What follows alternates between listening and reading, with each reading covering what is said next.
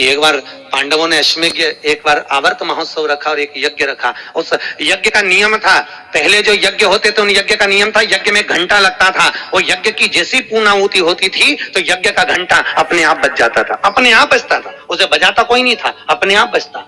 आज यज्ञ का घंटा नहीं बजा तो युधिष्ठिर ने पंडितों से पूछा, ब्राह्मणों आपने यज्ञ करवाया पर ये यज्ञ का घंटा नहीं बजा।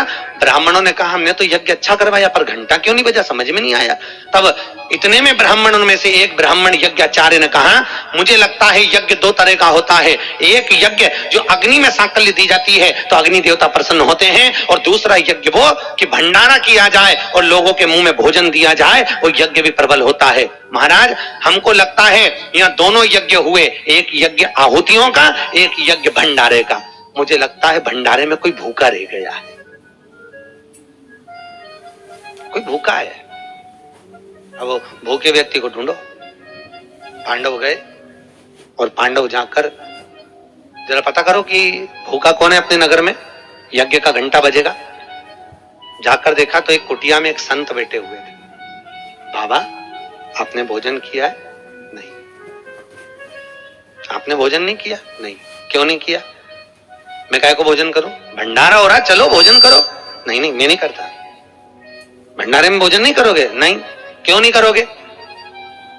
मैं उसके घर में भोजन करता हूं जो मेरे को 108 अश्वमेध यज्ञ का पुण्य देता है। पांडव मेरे को 108 अश्वमेध यज्ञ का पुण्य देते, मैं उनके यहाँ भोजन कर लूंगा। अब पांडवों ने सोचा अपनी जिंदगी में पहला तो अश्वमेध यज्ञ कर रहा है और 108 अश्वमेध यज्ञ तो हमने कभी जिंदगी में नहीं करे, तो हम इसको पुण्य कहां से दे बाबा को। पांडव चले गए। द्रौपदी ने पूछा कोई मिला? हाँ एक संत मिला है पर 108 अश्वमेध यज्ञ का पुण्य मांग रहा है। द्रौपदी ने कहा चलो मैं लेके आती हूँ उस बाबा को। द्रौपदी गई, रथ लाया गया। द्रौपदी ने कहा रथ में बैठकर नहीं जाऊंगी, पैदल जाऊंगी। चप्पल लाई, द्रौपदी ने कहा नग्न पैर से जाऊंगी। नंगे पैर द्रौपदी उस संत के दरवाजे पर पहुंच गई। बाबा चलो हमारे यहाँ यज्ञ हुआ है, भंडारे का भोजन करना। बाबा कहते हैं द्रौपदी तुझे मालूम नहीं, मुझे 108 अश्वमेध यज्ञ का पुण्य दे दे, मैं तेरे यहाँ भोजन कर लूंगा। द्रौपदी ने कहा लो बाबा संकल्प छोड़ती हूँ और 108 अश्वमेध यज्ञ का पुण्य तुमको देती हूँ।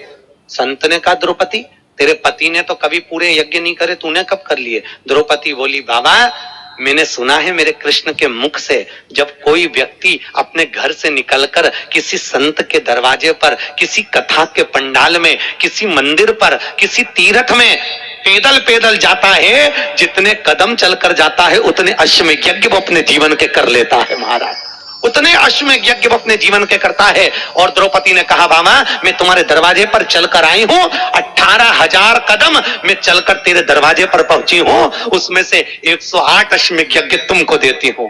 संत उठकर खड़ा हो गया, द्रौपदी के यहाँ गया, भोजन करा तो यज्ञ का घंटा बज गया महाराज, यज्ञ का घंटा बजा।